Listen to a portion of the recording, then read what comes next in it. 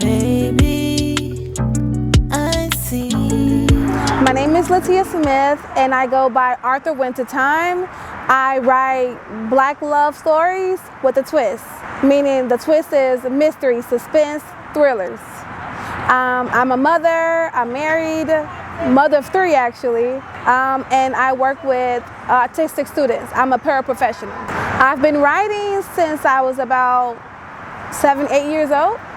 So I grew up writing as a child of 4, being the oldest, and it was just my escape. It was just pretty much my go-to when the world around me was too hard to deal with as a child, because as the oldest sees a lot, they hear a lot, they go through a lot with the parents because you're growing with your parents. So I saw far too much as a child, so writing was my escape. But although I did enjoy love stories and things like that as a kid, I still like science fiction, mystery, suspense, genres of that nature. I just didn't think that it would grow to such a passion. If I want to add an urban element to my books, I always pull from where I grew up at. When I was a kid, you know, just playing with my friends, I can see the guys in the corner, the girls doing what they do, either jumping rope or doing hair. In the kitchen, you know, in the Black household, the kitchen is the go-to where all the Black women meet up. So I grew up with all those elements, you know. The first person who placed a book in my hands was my computer lab teacher in 4th or 5th grade. She gave me the tools not only to read, but write as well. She said, my main name is Collins. She said, Miss Collins, I know there is something you can be doing besides fighting all the time. And I said, I like to write and I like to read. And she was like, let's play with that. Let's see what you can do. And from there, it took off. I went from a fighter to a writer because when you grow up in the projects as I did, you know, you fight a lot. You don't want to, but you have to, because you can't be bullied.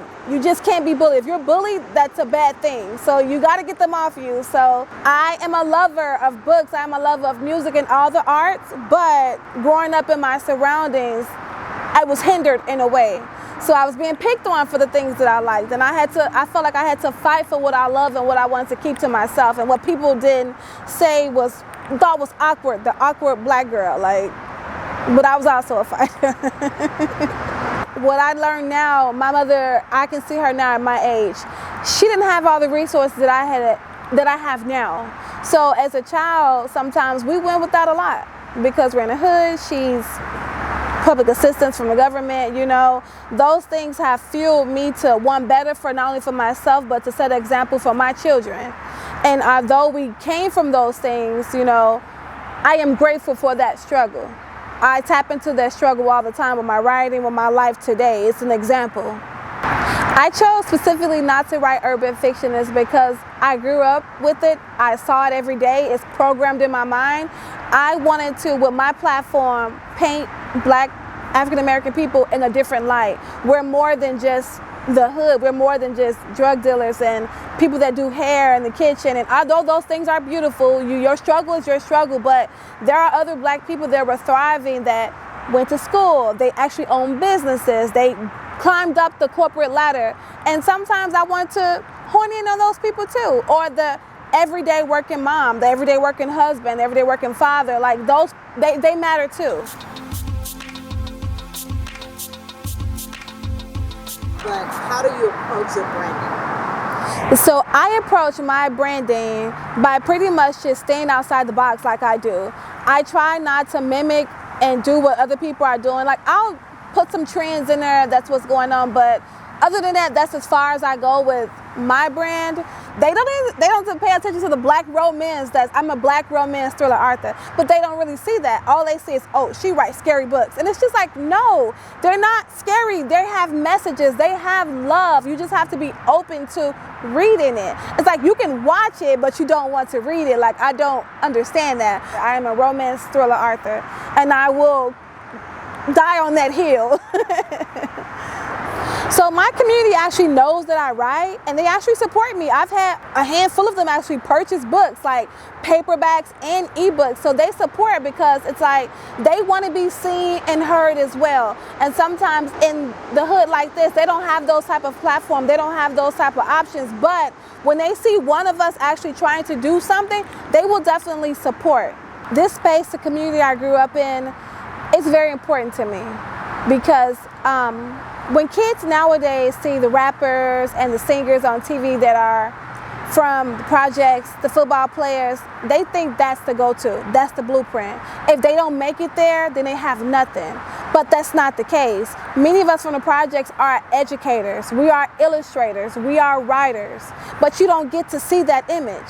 And so it's very important that I'm doing this documentary now, and when I come back, they need to know that literacy is very important. Writing is very important. Writing can take you far. Reading can take you far. Your drawings that you're sitting in your room that you think nobody doesn't see, you can be an illustrator. So that's what this community needs. They need more options. If they had more options, the crime rate, I truly believe, will go down. I don't know a lot of success stories from my neighborhood. I do know the drug dealers that survived and didn't get locked up and they're out, but as far as educators or anything like that, no, I don't know. The whole point of here is surviving. You have to be able to survive this type of upbringing because it's not for the weak. That's why I said I was always fighting as a kid, because when you don't have options, you turn angry, you're upset, you want to just fight and beat the world down. And that's what a lot of kids were doing when I was growing up. That's what a lot of adults are doing now. They're not drinking their blues and problems away. They're aggressive, they're fighting, and they just need options. If we had those options, I didn't have those options growing up. I found those options within school. My parents didn't know anything about those things. They were just taught to go to work, raise your children, that's it. As long as you're providing for them, that's all that matters, but I'm doing something different. My parents actually support all of my decisions. They support all of my books. They support my writing to the max. Like, they've been there from day one, encouraging me to say, you know, I know it's hard. I know it looks like you're not getting the type of platform that you want, but you can do it. You can keep going. My dad, like, he's at work and he would like see someone on live, like with a bunch of viewers, and he's like, he's writing there like, hey, support my daughter. Her name is Author Wynta Tyme. She writes books. Like, he goes to his high school reunion a lot, where they have like big class radio DJs, and he like make announcements about my books. My mom, she listens to all my plots. She reads them. So I have a huge support system from my family. They try to support as much as they can. They've even come to my book events and actually helped me, like, at the tables and everything. The way I stay true to myself is not to sound arrogant or cocky, but I know that nobody writes like me. Nobody thinks like me. The plots, the storylines, I know they don't have those. And not saying that that's anything bad, it's just that they don't think like I do. I was born outside the box, and I know I'm gonna stay outside the box. Not saying that they're in the box. I'm seeing further past the money. Like, for me, my books are my books, but one day I want to put those, adapt those books on film. I want to be a screenwriter. Like, that's my goal one day in life, because black girls, black boys, black women, black men, they need to know that we can be in all these rooms. Okay, who I right here? A masterpiece. Masterpiece. What's your Okay. name? I didn't hear you. Wynta Tyme. Wow. Nice to meet you, my Masterpiece. goodness. I see you I've all heard the time, work from both of you.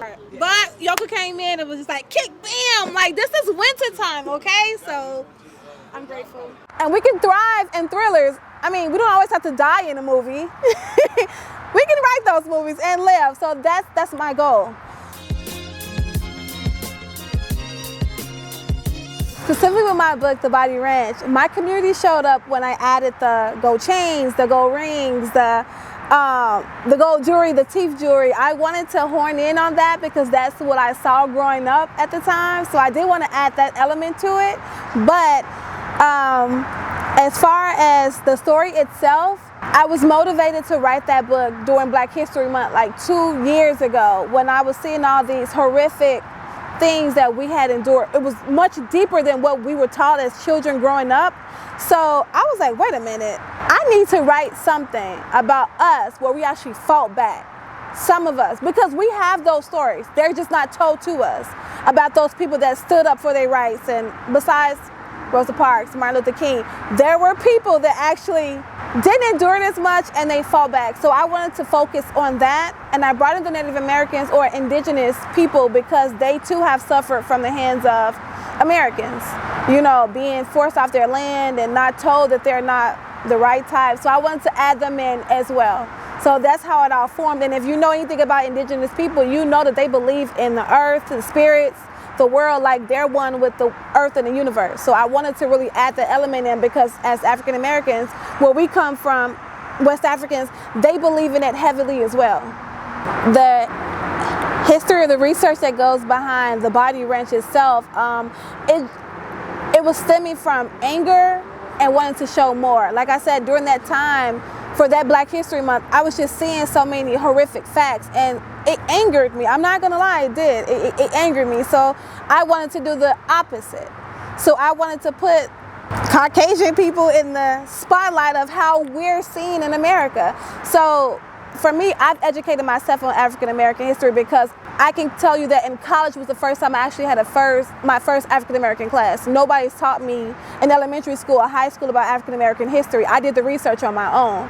So the farther I went in life, I said, I need to apply this. I have a platform, I can apply this. It may not pick up, right then and there when I wanted to, but years later down the line, it could become a piece of fiction that people may love and want one day and enjoy. Like, I didn't expect it to do the numbers that it did because, like I said, I was, at the time, once I completed the book, I was terrified. Like, what in the world did I just do? Like, I'm scared. And then at the time, like I said too, the Jeffrey Dahmer documentary had just came out. So now I'm like, I'm scared because I've completed this book already and now this series drops. So now it's like, I don't want people to think I'm on some type of Caucasian hating spree or things like that. But like I said, I just wanted to paint us in a different light. Some of those facts were true, some of those facts were fiction, but it still stands to be a pretty good piece of fiction. What made you write about siblings, and can you talk a little bit about the importance of being an older sister, or if they're like, whatever that relationship is like, because you do talk about sibling relationships in your book often. Yeah. So the siblings relationship to me is very important because, like I said, my mom always instilled in us that just because we lived in the projects, I mean, we had to act that way. So my siblings and I are very, very close. Like, we're very close. Like, as adults, we're still as close as we were when we were kids. So I try to pull from their relationship that I have for them because they look up to me a lot. Like, I do a lot in our family that's the first graduate, the first author, the first writer, the first to do a lot in my family. So they really look up to me, and I always want to set the bar for them to let them know that I'm here, but you guys can go further above me. And I want our children to go further above us. I love my siblings. I have two sisters and I have a brother. My other sister, she passed away during the pandemic, but I do it for them. So when I write about a sibling books, sometimes I'll write about the good, like the fun times, and then sometimes I'll get inspiration to write a bad sibling, like his brother's obsession. But it came out good. So that book focused on, I wanted to do a forbidden romance. And the most forbidden thing is brother versus brother, sister versus sister. So that's how the idea transpired. I was the first to graduate college in my whole family. It was bittersweet because it was bitter for the simple fact was I would have liked someone to set an example for me. I wouldn't have had to work so hard as a kid if I just would have had someone I could model after, but I believe that God makes no mistakes, so he wanted me to do it, so I did it. The sweet part about it is the fact that my children now, they want to go to college. My niece and nephews, hey, Titi, I love what you do, I want to be like you, and it makes my heart melt because it's like, wow, this is what I was supposed to be doing, this is my calling, so that's why it's bittersweet for me. As an author, the Chicago Public Library, this specific one, the B branch library, is very important to me because as a kid, our elementary school was within the neighborhood. I wasn't being challenged a lot as a kid because I was quite smart. She felt that that wasn't the school for me. So she transferred us, and that is where all the fighting, all the problems began because I was in a whole entire different neighborhood. I wasn't in the space I was comfortable with. Like I said, my tech teacher was like, there just has to be something you can do besides fighting. I'm just like, I don't want to fight. They're fighting me. She's like, well, it's right. And one day we were walking outside and you can see the B Branch Library. And so I was like, I want to go there. So this was not only a place for refuge, but it was a place that brought my siblings and I much closer.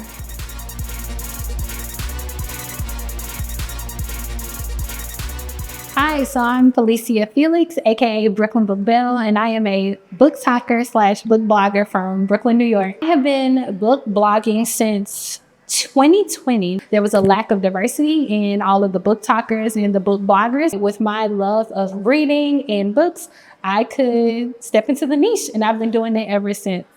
I also used to teach. I was in youth development for a while. So these are humans that are having real life experiences. So if you're talking to a middle schooler and they don't have a reference of what loves look like at their age, right? Or what that high school love looks like, or what that college love looks like, those are needed, because when you're working with especially young Black girls and you're crafting what love looks like in their life, right? They need this real life experience. They need something that's tangible. So my first example of Black romance was inspired by my own aunts and uncles, great aunts and uncles. They grew up in a different time where, you know, love was actually, Black love was a focal point and prevalent, and I loved it. I didn't get a chance to see too much of it within my own household because we were struggling more.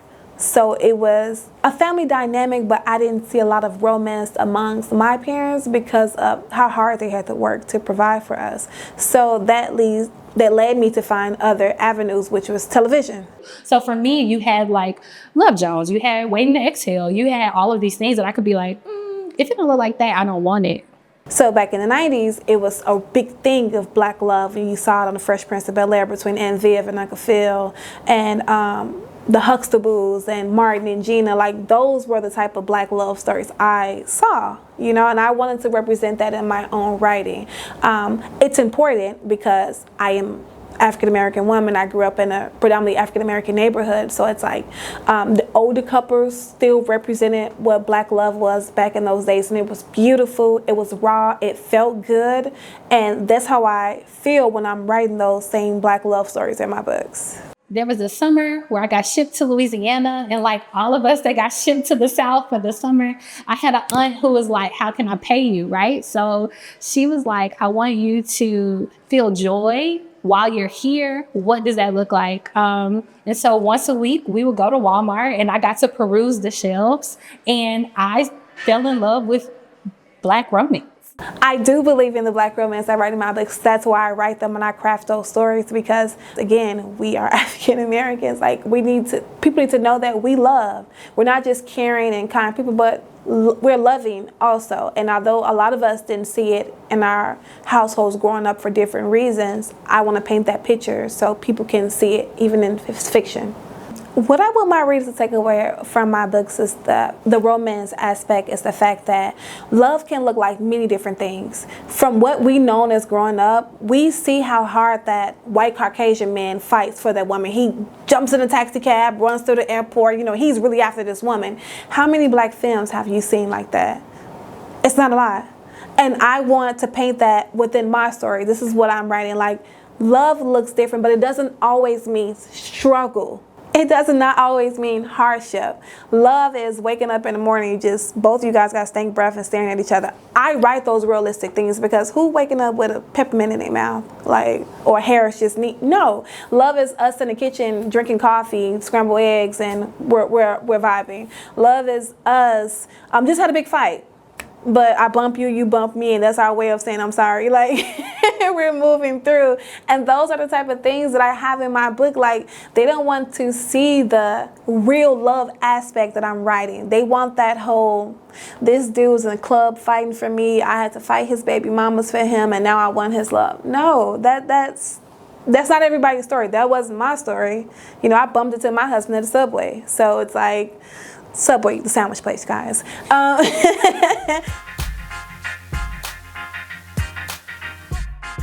I feel like what has always been a through line, especially with Black love, Black romance, whether it be urban or classic, has always been my excitement about two Black individuals being able to find joy and love within each other. And I don't always write infidelity in my books. I don't always write struggle because I grew up seeing those things. I can write healthy love stories and you can, Black love stories, and you can enjoy that just as much as you do the intense and the toxic ones that we see a lot in urban fiction. There you go. What did she win again? Young Gifted and Black Award.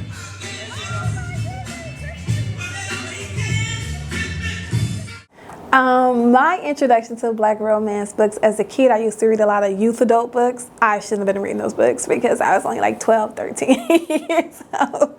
But I was reading those books and I realized that they wasn't Black, they were white. So I wanted to write my own stories. I wanted to see me within those books. That the girl that I am at the time and the woman that I am at the time, I want us to see each other, yourself, within my books. So if you are a man that's working 9-to-5 job, you know what I'm saying, whether it's at AutoZone, Starbucks, or corporate America, you can see yourself within my books. That's the type of man that I write. He may have some outside streetwise and street grit, but he's not from the hood. He's a man that grew up within a neighborhood, you know what I'm saying, that was different than where I came from. Those Black men exist. Those same Black men, those Black women exist. I didn't see that, so I want to write those people, paint those people in a picture and let those people know that these are possibilities that we have.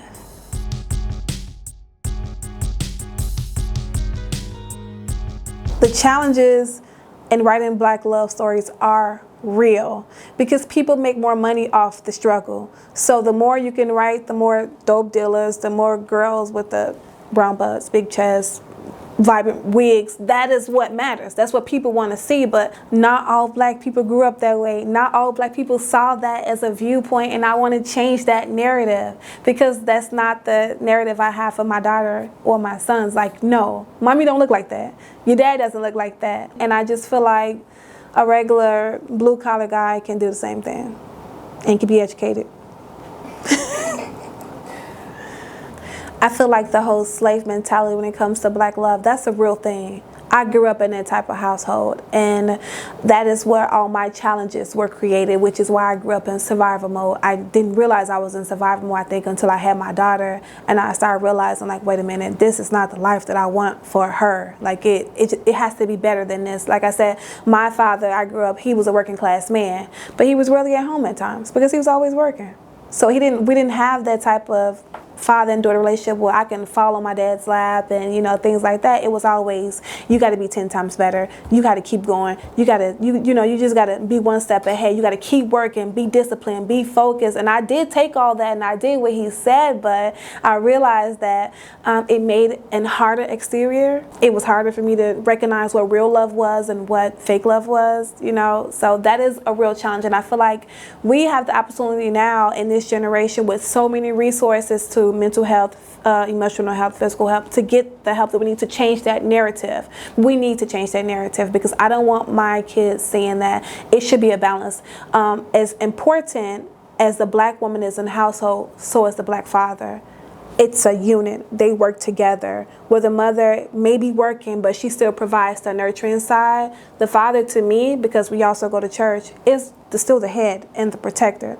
That's his job, you know. It's emotional at times because I realized my mom didn't have the support emotionally that I have now. I would have wanted that for her, and that is why my life was so hard because with her, I had to be her right hand. So I was there most of the time helping out with my siblings, and I missed out on a lot of childhood because I was growing up too fast. So right now, my husband uses the term where you always been grown because since I was 6 years old, I've had all these responsibilities. So right now, where some kids in high school or, you know, cut class or things, I tell people I've never cut class. I've never ditched school. I've never done any of that because my dad always had us focused, disciplined, and we knew that, you know, consequences was to follow if you didn't follow the steps of what he had planned out for us. Unfortunately, I was the only one who took it serious. So it's emotional. It's emotional. So that's why I am trying to now paint a different narrative for myself. But I will stand on that hill that a Black woman, a Black man deserves to be in a household. Children need to grow up in a two-parent household, and they need to see what that Black love is. It's not a struggle. It's healthy. There will be difficulties, but it matters. It makes them stronger. But it doesn't make them weak and in survival and they just out here looking for love and in all the wrong places. And I feel like once we're educated, we can educate them. My mother wasn't educated. She didn't know what real love was at the time. Neither did my father though. But they carried what they knew and brought it together, and it worked for a little bit. But now that I'm older in my 30s, I'm like, no. it's more damaging than it was helpful. So I am redoing the narrative, and I pray that other people are doing the inner child work and changing the narrative as well.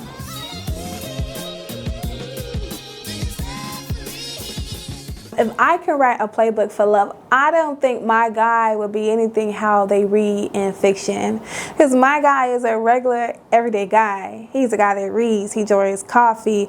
He's not from the hood. Like, I'm not going to paint that because that's not what I like or what I want.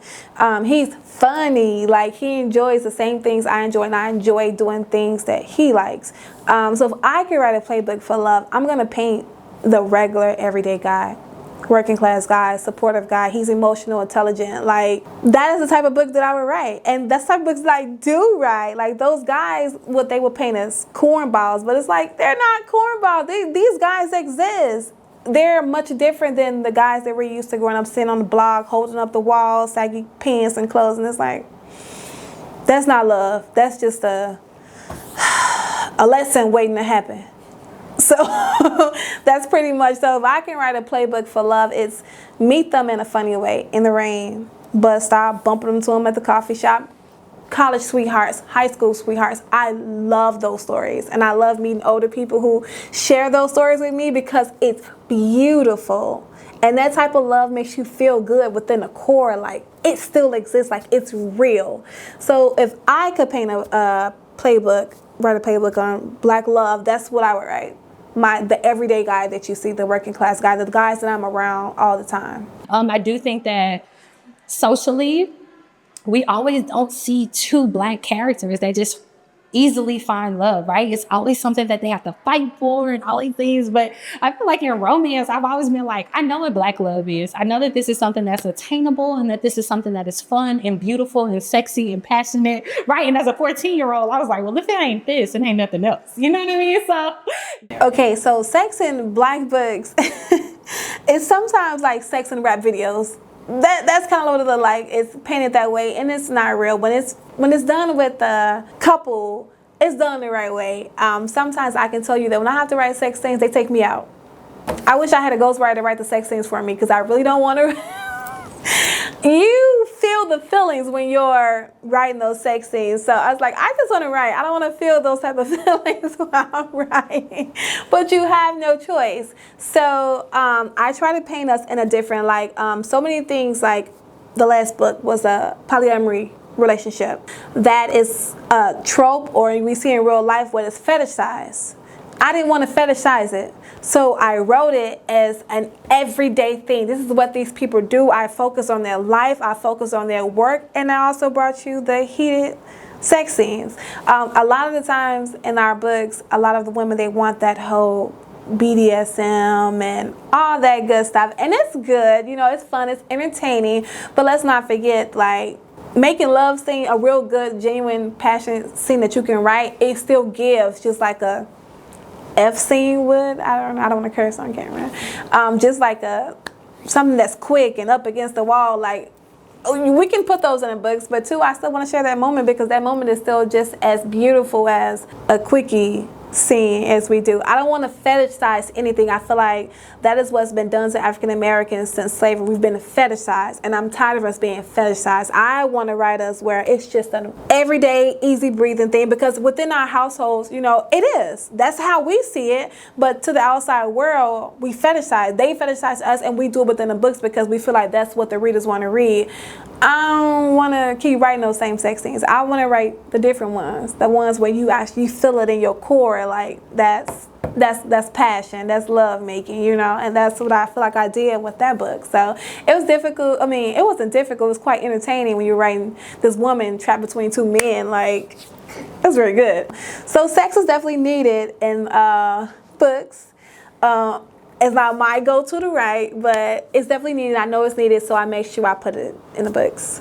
As a Black author, the challenges are really real. They are very real.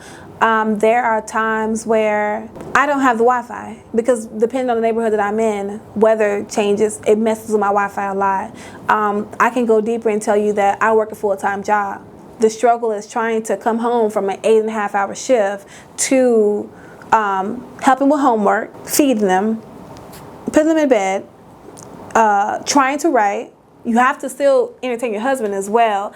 That is a struggle within itself, because how am I getting these books out with all that I have on my plate? I have to get up at 5 o'clock in the morning. You know, kids got to get to school. I have to get to work. My husband has to get to work. And we have one working vehicle. That's a struggle right there. Now, if we delve deeper into the literary part, like Amazon platforms, we don't get paid. How do you split a penny 3 ways? Amazon, your publisher, and yourself. That's bananas. It's bananas. And we have some authors who don't like to write full-length books. They love writing novellas, which is like a 25 to 40K book. And you're gonna split that penny with that least amount of words 3 ways. Those resources, we don't have access to billboard signs, how to build a community to support you on top of that. Back in the days when Sister Souljah and Eric Jerome Dickey were writing, social media wasn't nowhere to be found that much. So they were able to go to libraries, bookstores, put on book events, the crowd would come out, bam, that's where the money is going. They're gonna keep traveling, doing these book tours. Now you have all this social media, you have all these outlets, and it's much harder to get your books out there. If you don't have the platform built already supporting you with thousands and millions of fans, it's like your book does not exist. And you've poured your blood, sweat, tears into this writing, 50K book, 80K book, and it's like, it's not being seen. Because why? You don't have the following base. Now I can go deeper and say, people like me, I'm an introvert. I don't really like being in the front. Like I like being in the background. So it's like book events force me to go up front. So it's things like that where we lack a lot of support. We lack those different options of resources to have, like radio media, paying for that, paying for promotional ads via Facebook, Instagram, Pinterest. A lot of people don't know how to do that. And when you do it, how much you have to do it every time you release a book. That's a lot of money we're spending. Some people are spending $35 to $1,000 on promo, and it's like you still stagnant. I'm that author. So my commitments for my books runs very deep. I believe, like the saying says, if you're passionate in what you do, you don't ever work a day. That's how I see it. I suffer, if I can say on camera, I suffer from endometriosis. So if you know anything about that, I'm in constant pain. I'm in pain right now, my stomach pain. I'm in pain all the time. I never prevent that from letting me write. I don't have any excuses for my writing. Any free time that I have to write, I write. Because that's the type of life that I want. When I leave my job, it's because my author career has taken off and I can now survive on my royalties. But it's hard because after working full time and having my children and they're in bed, I'm bone tired. But I'm still up writing. Not just to get the books fulfilled for the contract, because that's what I love doing. I don't ever want to make excuses for what I enjoy doing. And I don't want anybody to hold that power over me to stop me from doing what I do, because that's what I love. This experience here is a huge one for me. It's an incredible opportunity for me, for the simple fact is as a romance thriller author, I'm not seen often. But when I'm in spaces like this, thanks to Yoka and Nikki, I feel seen, I feel heard. This has always been something that I've been passionate about, and I'm like a book pusher. So if you ask me what I'm reading, Black love, okay, and nothing else. Being in this space with these Black women, it makes me feel good. I am able to create stories of romance and thrillers. And I think when you have to craft a love practice or a love edict in the words of Bell Hooks, right? You have to know what that looks like, and you have to really identify with what the practice looks like. And so I'm really appreciative of these authors that are going back and writing the books that we needed. And we kind of had to craft that love practice out of what we could get from something that was very adult and make it into something that was tangible for us at our age. The lack of funding when it comes to Black authors is very, very low. I believe that if we had more funding, we could start off from kids or youth from elementary school age, grade school age, where they have started with writing programs. If it's not offered to them, you have to wait like me till you're an adult just to find out what your passion are. I believe that if they had more options started off when they were younger, it would create the path more sooner than we would like.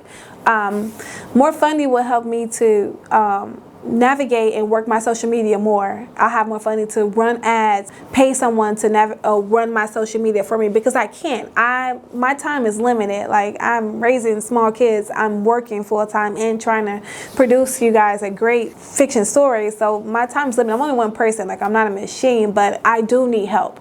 Like with social media, I need to build my brand, and I know I need to be seen more, but I can't be seen more if my time is being occupied with what I have going on over here. It's hard. Like the hours that I work, if I had more time to write, I can produce faster. I could have more time myself for social media. Like, I get the work done. Regardless of what I go through, I will always get the work done. But I know that just writing the books isn't it. You have to get on there and sell yourself. You have to get on there to promote yourself. And I just lack the time to do so. I only have so much time within a day.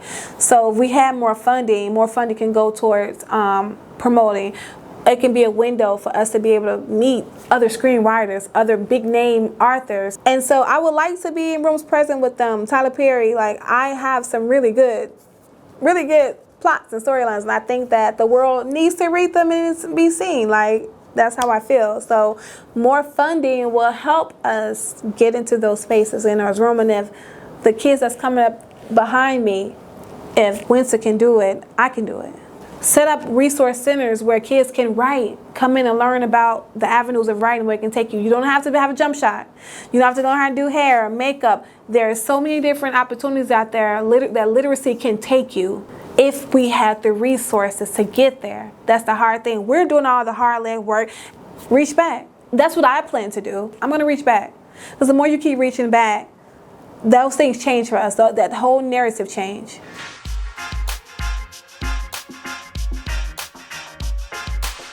So I think that the woman that inspired me a lot was a woman who allowed me kind of to explore without constraints, right? So I think my reading habit that I picked up, especially at 14 to 15, was pushed because I was out of my comfort zone of being in Birmingham, Alabama with my aunt. And so she wasn't really asking no questions. She was like, what do you want to read? And I was like, oh, a book with Black people on it.